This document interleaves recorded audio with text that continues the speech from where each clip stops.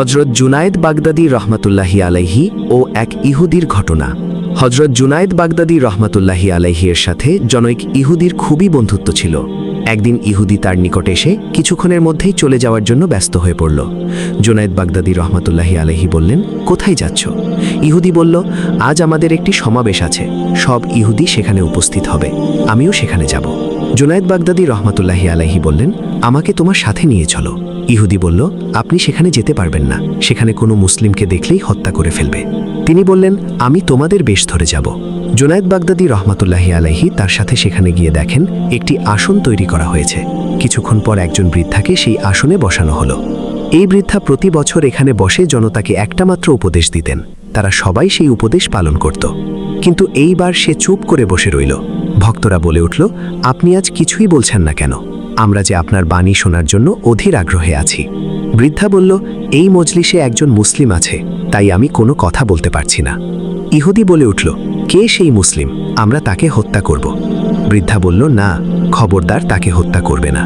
ওই সেই ব্যক্তি, তাকে আমার নিকট নিয়ে আসো। জুনায়েদ বাগদাদী রহমাতুল্লাহি আলাইহিকে নিয়ে আসা হলো।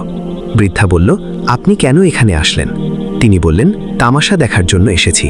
বৃদ্ধা বলল, আপনি যখন এসেছেন, এখন আমার কয়েকটা প্রশ্নের উত্তর দিন। তিনি বললেন, আমি যদি তোমার প্রশ্নের উত্তর দিতে পারি, তাহলে তুমি ইসলাম ধর্ম গ্রহণ করবে?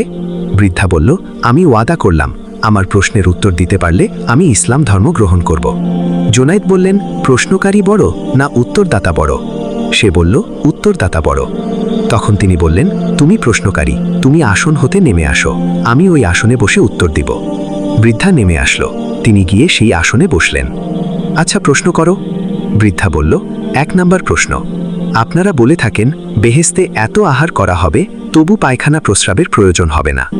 2 নম্বর প্রশ্ন, বেহেশতে এমন একটি বৃক্ষ থাকবে যার শাখা প্রশাখা বেহেশতের প্রতিটি ঘরের উপর বিস্তার করবে।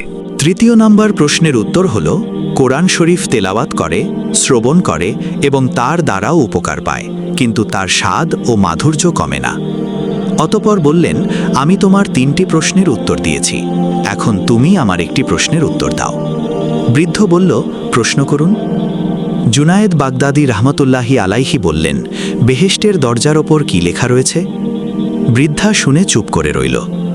সব ইহুদিগণ বলে উঠল, আপনি আমাদের ধর্মীয় নেতা, আপনার 3টি প্রশ্নের উত্তর দিয়েছেন, তার একটি প্রশ্নের উত্তর আপনি কেন দিচ্ছেন না? বৃদ্ধ বলল, আমি যে উত্তর দেব, তোমরা যদি তা মেনে নেওয়ার অঙ্গীকার করো, তবে আমি উত্তর দিব।